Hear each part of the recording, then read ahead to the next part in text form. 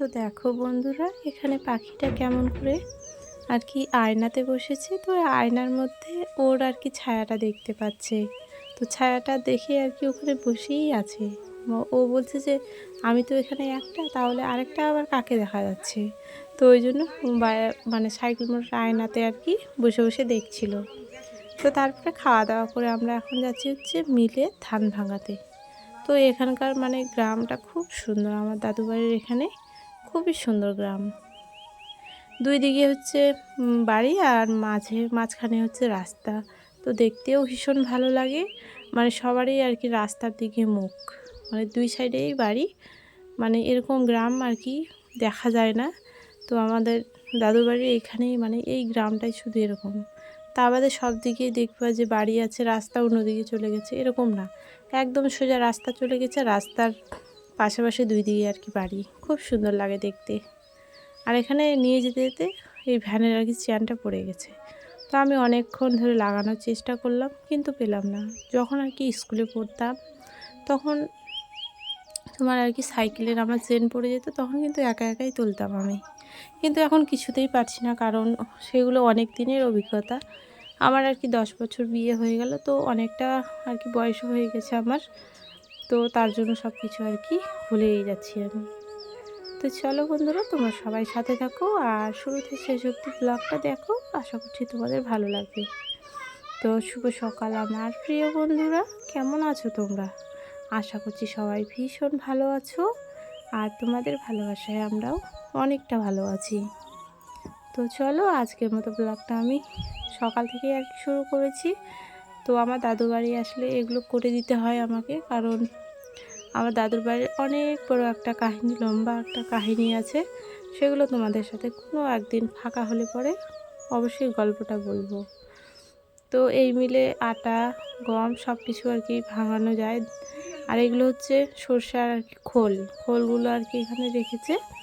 যারা আর কি সরষে নিয়ে আসে, তখন যদি ধরো যে তেল তুমি নিয়ে নিলা আর খোলটা ওদেরকে দিয়ে দিতে হবে, মানে যাদের আর কি মিল তাদেরকে আর কি ওই খোলটা আর কি দিয়ে দিতে হবে, তাহলে মানে তেলটা ভেঙে তুমি ফ্রিতে নিয়ে যেতে পারবা।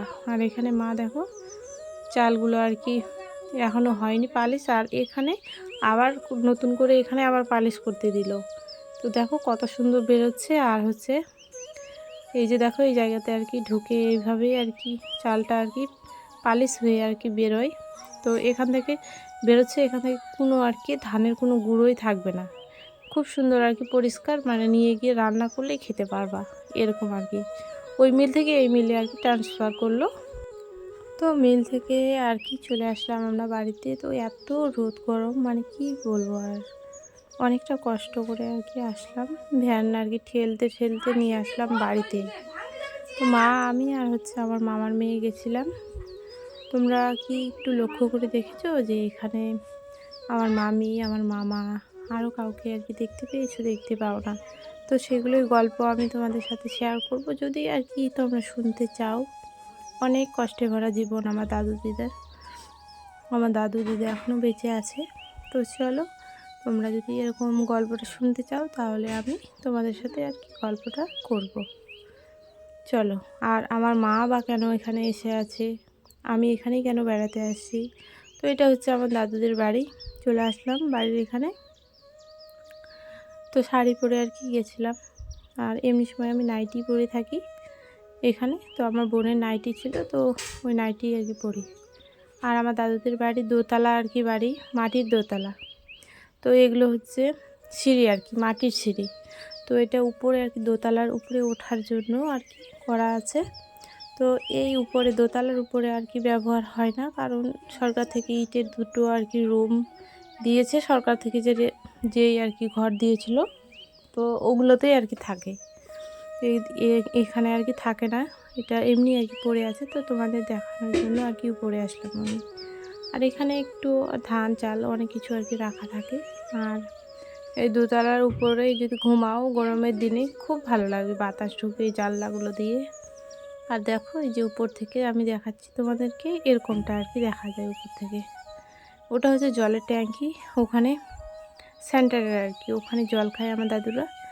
তো চলো আজকের মতো এখানে বিদায় নিচ্ছি বন্ধুরা। ব্লগটা কেমন লাগলো তোমাদের অবশ্যই কমেন্ট করে জানিও। আর এটা উপর থেকে আর কি নিচে এভাবে দেখা যায়।